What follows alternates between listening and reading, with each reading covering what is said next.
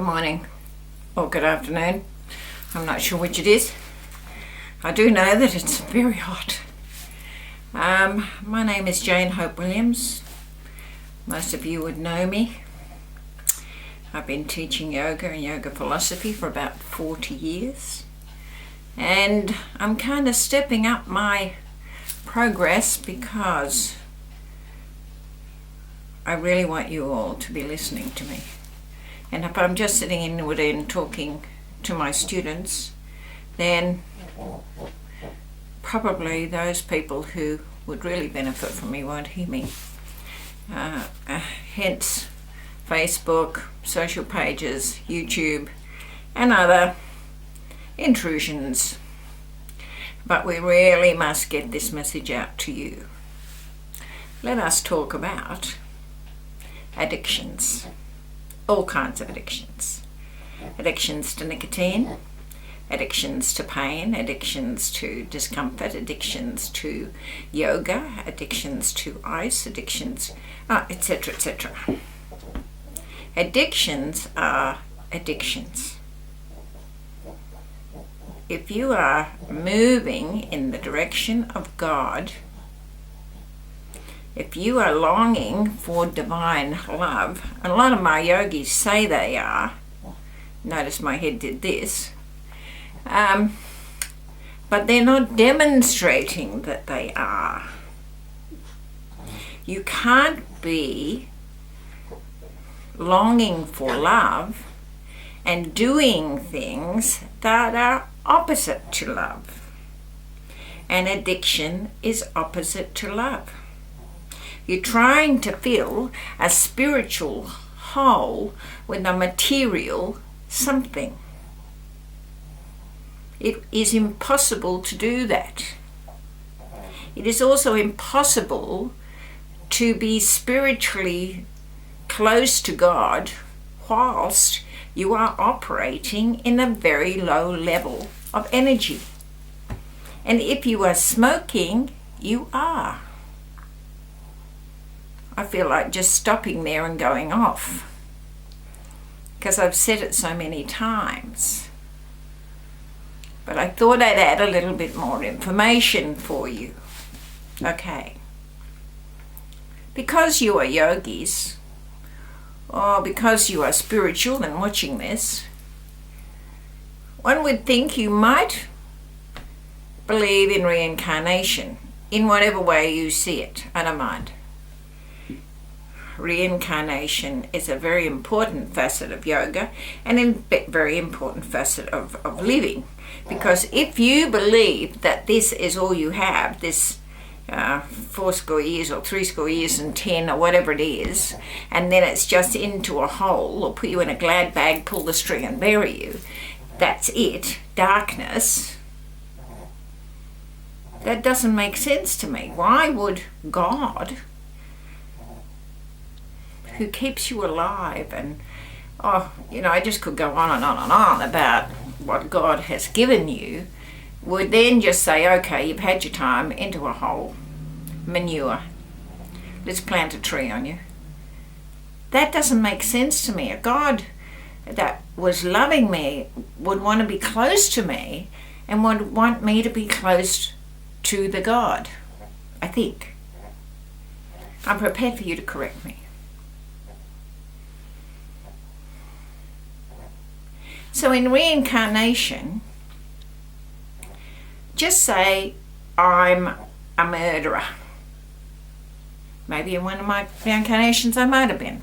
But let's say, for instance, that I am. I'm very angry, lots of issues, violence, theft. Yamas mean nothing to me. I'm just living for the appetites, whatever they are. And then one day someone gets in first and I die.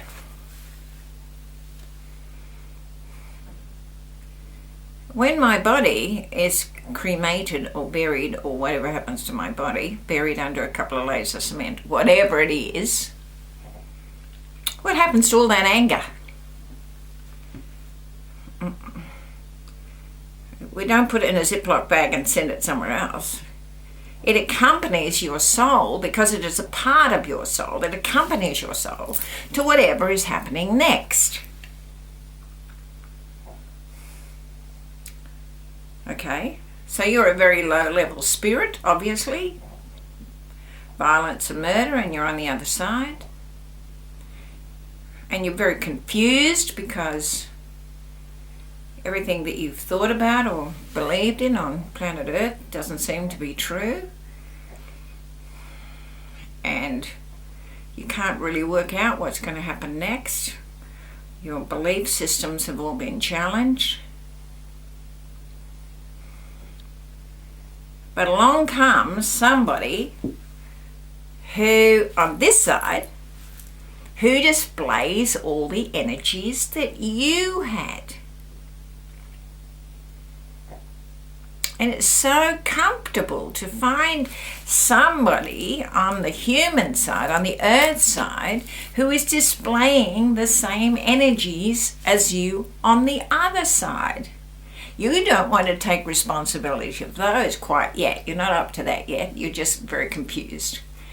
You are over there confused, feeling a bit isolated, waiting for whatever's coming next. And in comes Roger, for instance, who is on the earth plane, and you can see that you can feel and see that he's got all the attributes you had. He's violent, he's angry, he shoots people, he's not nice. Do you like him? Oh, yes. So your energy exacerbates his energy. Even if he wants to stop, even if he thinks, oh, I won't do this. It's almost like a compelling. I don't know whether you felt that. I certainly have. I found it a disturbing experience.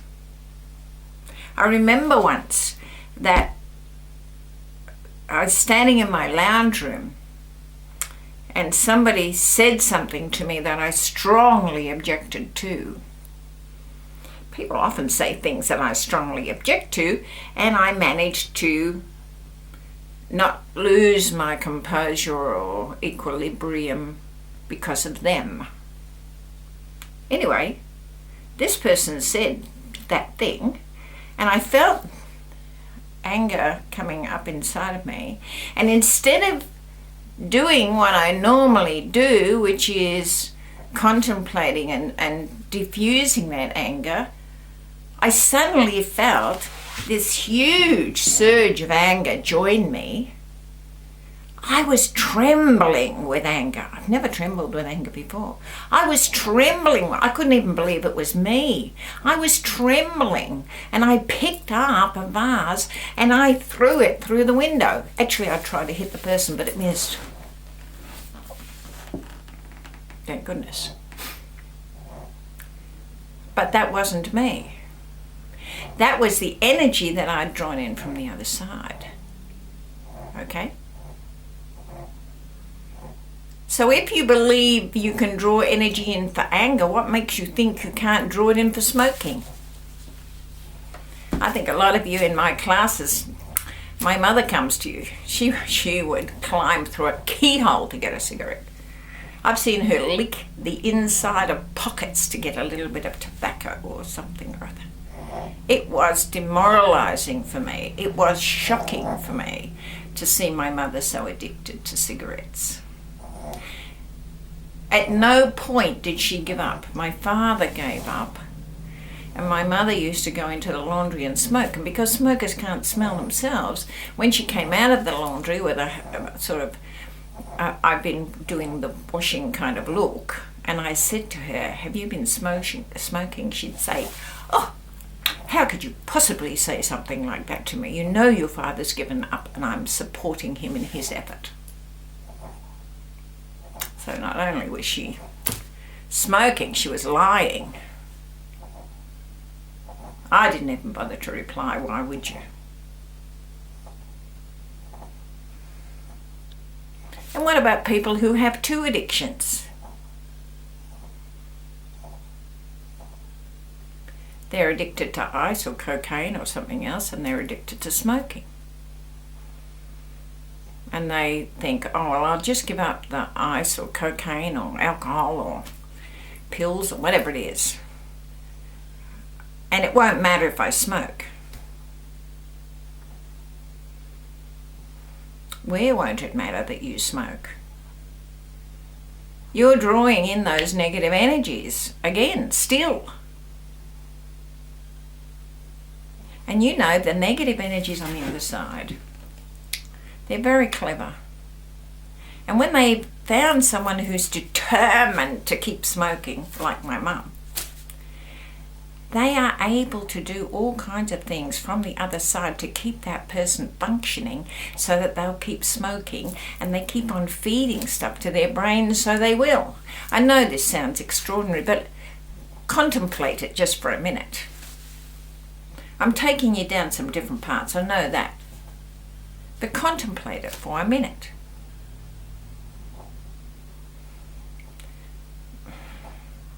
My mother was a drinker and she was a smoker, and she was lots of other things as well. And I love her dearly now, I understand, and I do love her. If she turned up on my doorstep today, I think I even would be able to give her a hug and a kiss. But I couldn't back then. She lied, she cheated, and for what? To maintain her addictions. She wouldn't see it like that, of course. She may not see it now. And in spite of the fact she smoked 2 packets of cigarettes a day for as long as I can remember, she didn't get any results from that health-wise, apart from the occasional bout of bronchitis, a bit of a wheeze, the most terrible cough in the morning, you would want to leave home, and emphysema at the end. The emphysema at the end really stopped her in her tracks. The emphysema at the end, and the fact that she absolutely couldn't smoke,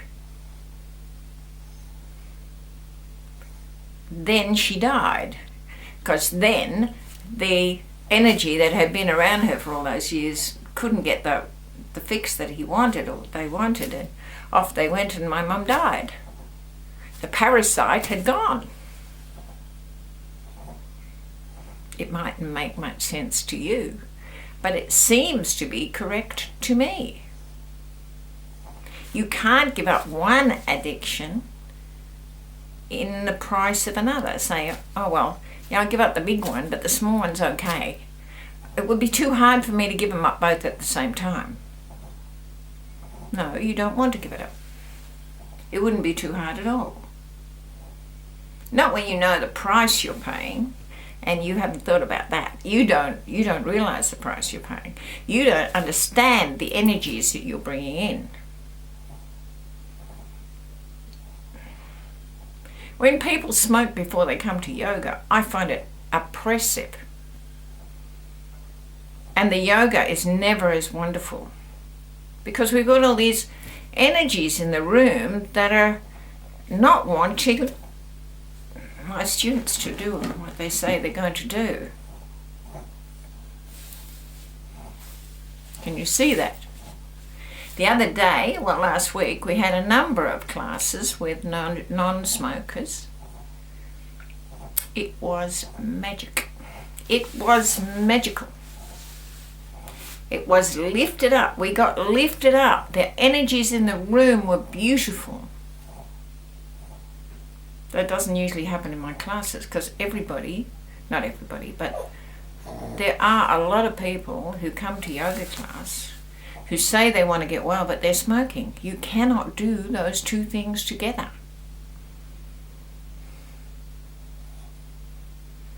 You cannot love God and not love yourself. And you cannot love yourself while you're clinging to something that is killing you. I want you to, over this Christmas period, or whenever you're looking at this, I want you to think about this. What you're doing is not yoga. you're keeping yourself alive so you can smoke. Or you and your energies are keeping you alive so you can smoke. You are not keeping you alive so that you will understand God. You cannot be doing something that you know is against life and say that you're for love. You can't do that. It's impossible.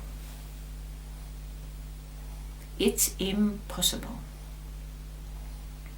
As a man thinks, so is he, as it says in the Bible. I'm sure Jesus said that, or something like it, but it's true.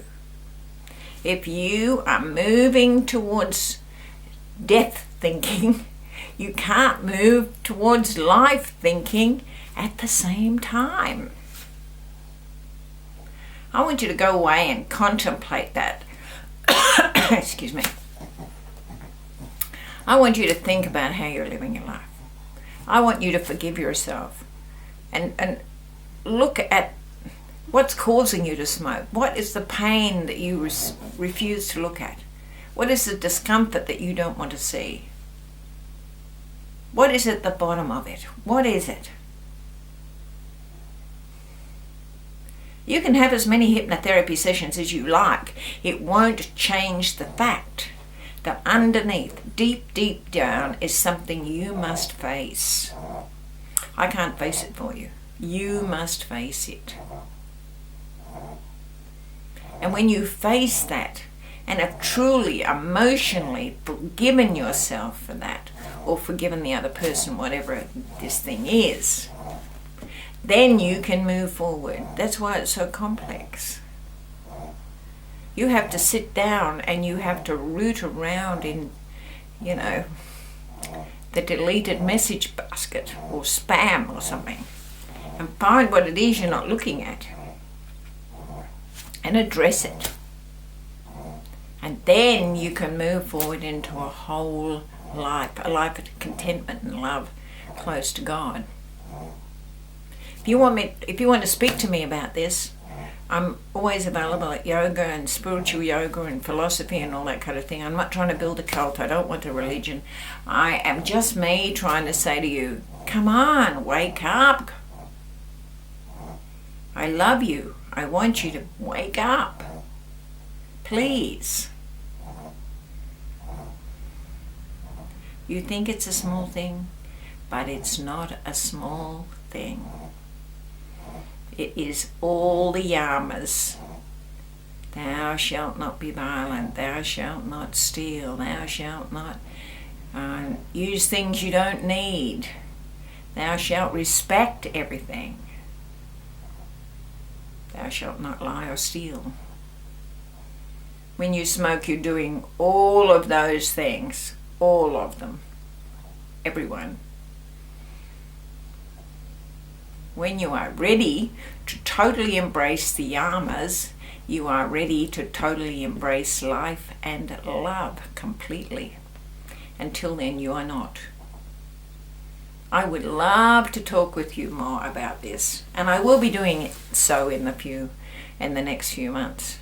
But if you see me up round your way, do come see me.